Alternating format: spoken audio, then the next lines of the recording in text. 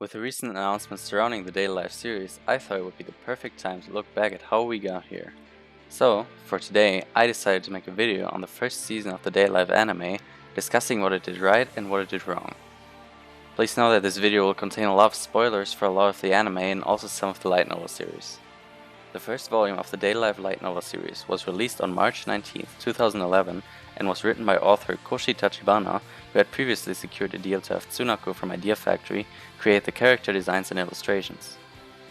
It was received so well that the light novel series has gotten steady releases ever since, and on November 15, 2011 an anime adaptation was officially announced by Fujimi Shobo as their 40th anniversary commemorative anime, along with the announcement of a third volume for the light novel series.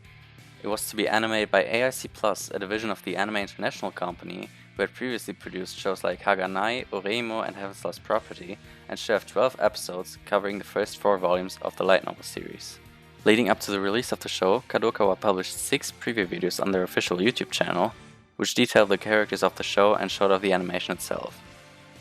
I really like looking back on these as it shows some differences of what the animation was in its earlier stages. Another final preview video was released as an overall trailer to the anime, minus voice lines, with the exception of the line that would later become Kotori's famous catchphrase. The first episode was then pre-aired on Nico Nico in lower quality on March 30th, 2013, before officially releasing on April 7th, 2013. So that was the build up to release, but what exactly is Daily Life even? Well, let me give you a summary. Shido Itsuka is a seemingly normal high school student who lives in a world with phenomena called spacequakes, which are basically explosions that obliterate their entire surroundings. The first and biggest spacequake occurred 30 years ago, killing over 150 million people and becoming known as the Eurasia Sky Disaster. The reason for the spacequakes occurring is unknown to the general public, but one day, Shido witnesses a spacequake close up and meets a girl standing in the crater it created. Shido's sister Kotori reveals to him that the true cause of the spacequakes are spirits, extraterrestrial beings from a different dimension with human appearances. Once a spirit enters the human world, a spacequake is created. To combat the spirits, the Japanese Self-Defense Force has created the Anti-Spirit Team, an elite group with the purpose of killing the spirits. However, due to their immense power and being equipped with their weapons, referred to as angels, fighting the spirits is not the best option, and the organization Kotori is a part of, Ratatosk, has found a better way of dealing with the spirits. Shido is supposed to make the spirits fall in love with him. Shido agrees to help Ratatosk as he is intrigued by the girl he met before and wants to help her. It is also revealed that Shido's classmate and friend Origami is a member of the AST who wants to get revenge on the spirits after her parents were murdered by one 5 years ago, which sets up the conflict between the AST and the spirits, which Shido has a direct personal involvement in as he wants to help the spirits but also his friend in the AST. After a while of Kotori training and preparing Shido for asking the mysterious girl out on a date, another spacequake hits the city and the mysterious girl appears right in Shido's school. Shido manages to talk to the girl and learns that she does not have a name. She then asks Shido to give her a name instead, and he comes up with the name Toka, as he met her on April 10th. The AST tries to interfere with their conversation, but with the help of Ratatosk, Shido manages to ask Toka out on the date. As Shido and Toka go on their date, Toka learns more about the human world and discovers a lot of interesting things about it.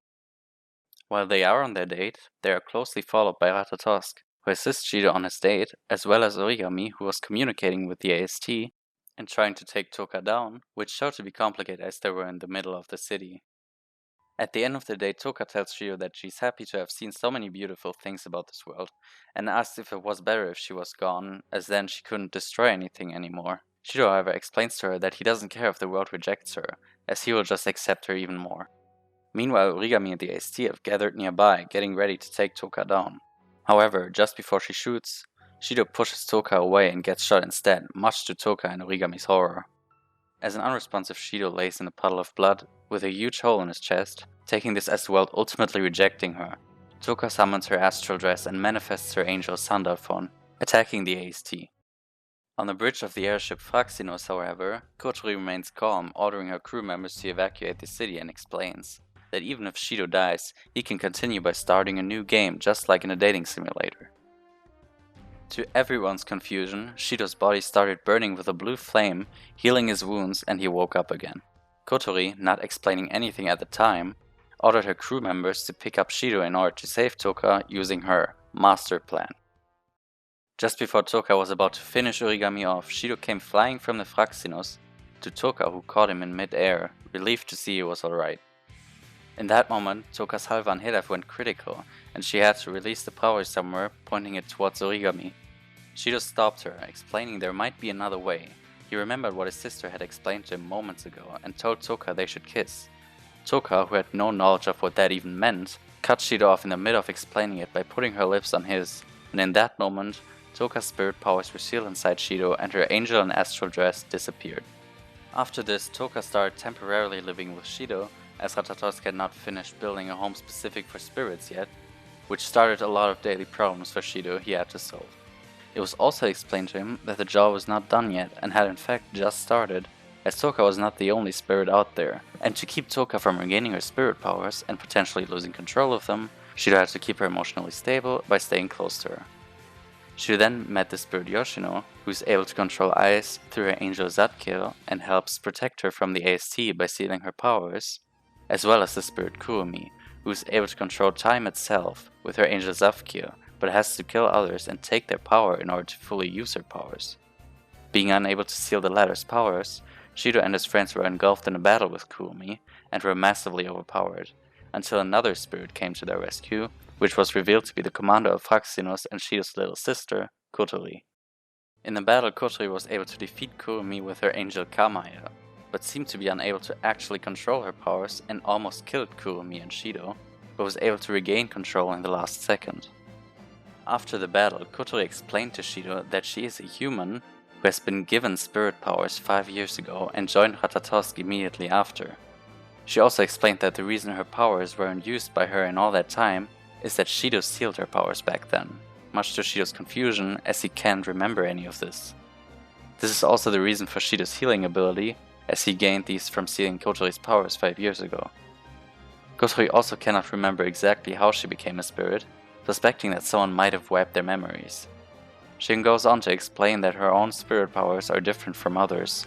While they give her massive power and destructive strength, she cannot control them for very long, getting the urge to destroy anything and kill anyone in sight, and is worried that something like that might have happened 5 years ago. Shido asks what he can do for her, and Kotori explains that she has almost regained all of her power from the seal that was created 5 years ago, and needs to be resealed, which requires both of them to go on a date. Shido then talks to the Fraxinos analyst Rene Murasame, who explains to Shido that Kotori can only keep her powers for a few days, and should he fail to seal her powers, Kotori might never be the same person he knew. To make matters even worse, when Shido visited Origami in the hospital, she explained to him that she recognized the spirit they met in their battle with Kurumi, but does not know her exact identity as she was knocked out by Kurumi. As Shido asked what she's talking about, Origami claimed that the spirit of fire is the same spirit that murdered her parents 5 years ago, and her entire life has led up to her getting revenge for this tragic event. Shido, however, claims that he couldn't make out the identity of the spirit either, trying to protect his little sister. On the Fraxinos, Shido prepares for the date with Kotori, but expresses his regret over his lost memories because it would help to know how he sealed her powers back then. Kanazuki, vice commander of Fraxinos, then tells Shido that they have old records of the fire from 5 years ago. As both of them watch the records, Shido notices himself and Kotori in the video, and a mysterious entity that looked like nothing more than video noise, but somehow he knew this was a person. Unable to remember who this person is, Shido blacked out. On the next day, as Shido went on a date with Kotori, they had a bad start.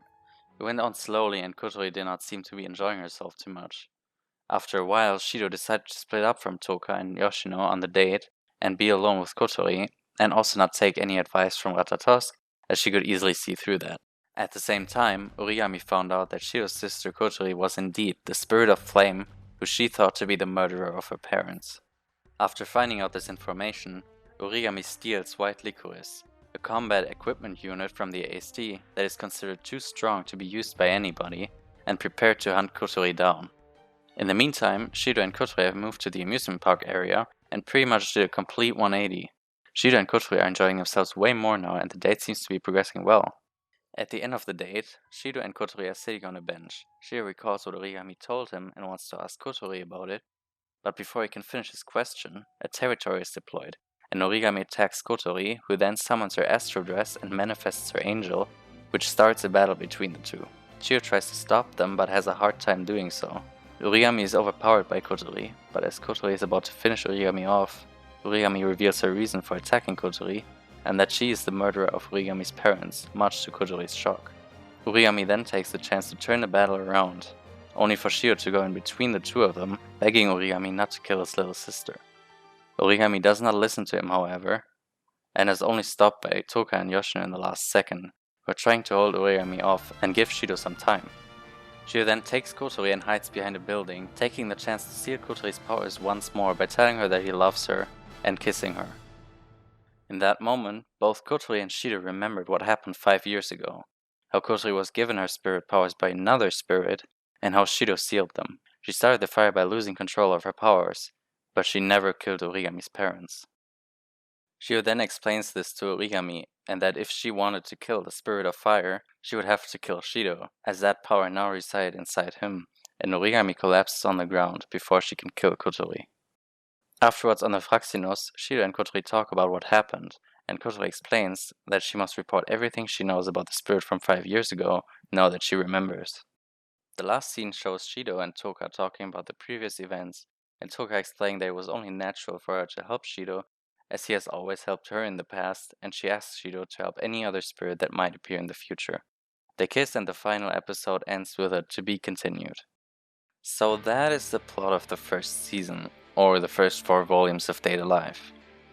While most people will flat out dismiss it for its first impression of yet another harem anime of the early 2010s, I think there is much more to this series than people know or would like to admit. The plot of the series introduces many secrets and mysteries that make it intriguing and create room for speculation and the need for a continuation of the series. Like, for example, why do the spacequakes occur? Where do the spirits come from? Why is Shido capable of stealing spirit powers inside himself? What exactly is Kuromi's motive? These are all mysteries in the world of Date A Live that are major key points of the entire plot that all come together in the end. However, most people either don't see them or flat out ignore them, thinking it probably won't be addressed.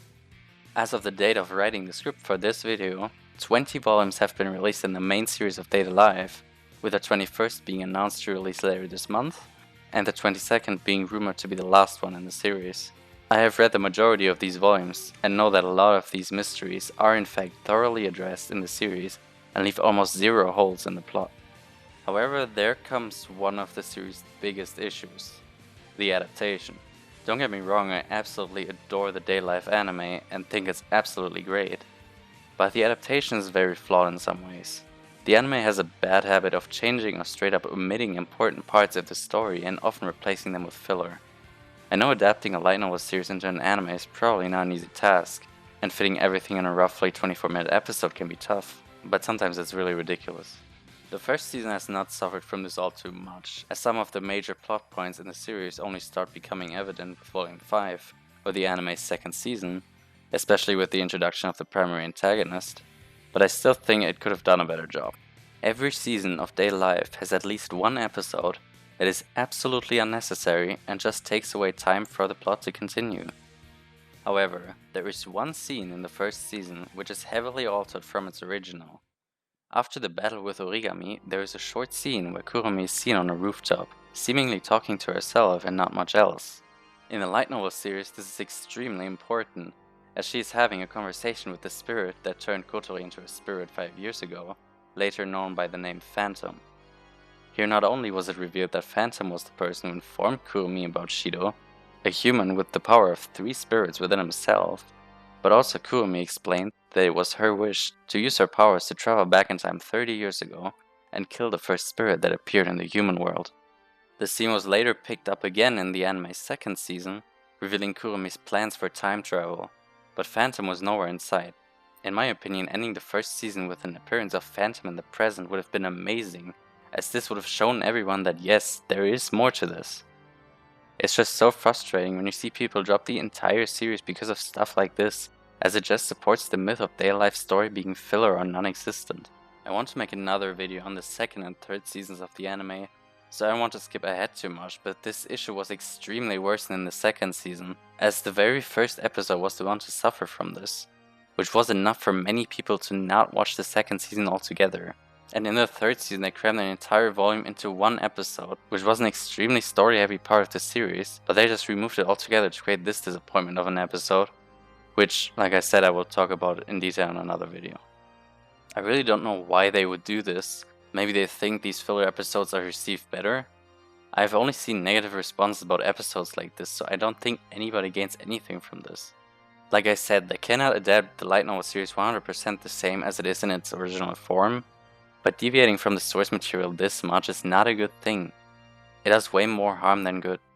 That is one of the biggest issues of the anime, but it also gets a lot of things right, so let's talk about that.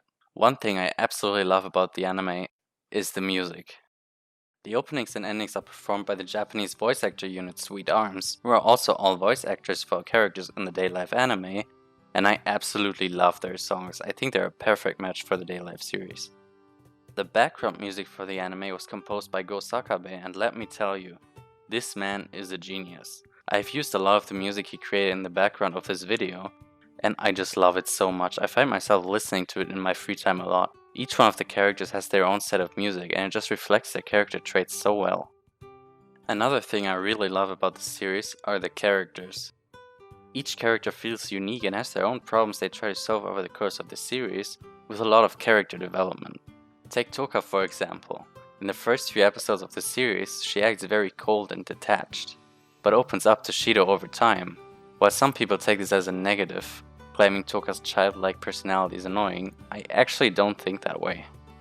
I mean, think about it. Out of all the spirits, Toka is the one with the least experience with humans and has been alone most of her life, only fighting the AST and being feared by humans. It is no surprise that she would be very curious and depending, similar to a child. And look at Yoshino. In the first episodes she appeared in, she's so shy and scared she was barely able to speak, but over time she has learned to trust Shido and the others. And probably the most controversial of character opinions is Shido. Most people do not like Shido a lot for his apparent uselessness, which is another problem of the anime. As the story progresses, Shido's relation to the spirit powers is explored more, and, spoilers for Season 2 and Volume 5, it is revealed that Shido is able to use the spirit powers he sealed inside himself. In the anime he only used Sandaifon and Zadkir, with the latter not being directly mentioned, so not many people even noticed it. However, Shido is still a human, which is why he cannot use the spirit powers for too long, and even risks destroying his body doing so. In the light novel series it is explained more thoroughly along with Shido's backstory, and the reason why only he can do this. Now, I don't want to spoil too much, but trust me, it's a really cool story. I hope the anime will be able to go more into detail with the coming seasons, as this is also when the light novel series goes into detail and stuff like this even more. Overall, I think the first season was a good start for the series on TV, and did a good job introducing everyone to the series and establishing the story, but is also far from perfect. It is an overall amazing anime that can be rewatched infinitely, as I have done myself. However, if you prefer the extensive lore of Date A Live, I definitely recommend reading the fan translations of the light novel series, which do a much better job of actually explaining everything pertaining to it. Please let me know in the comments what you think of the first season of Date A Live. Do you still think it's nothing more than yet another one of those series, or do you agree that it doesn't get the spotlight it deserves? I would also like to hear your opinion on this video. It's my first time doing a video like this, but I really want to bring more attention to the Date A Live series, as I don't really see many people talking about it like this. As previously mentioned, I also wanted to do a video on the remaining 2 seasons of the anime, and potentially other Date A Live related topics, like the visual novel games by Compile Heart, or maybe other stories later in the series that not many people know of. Let me know in the comments below.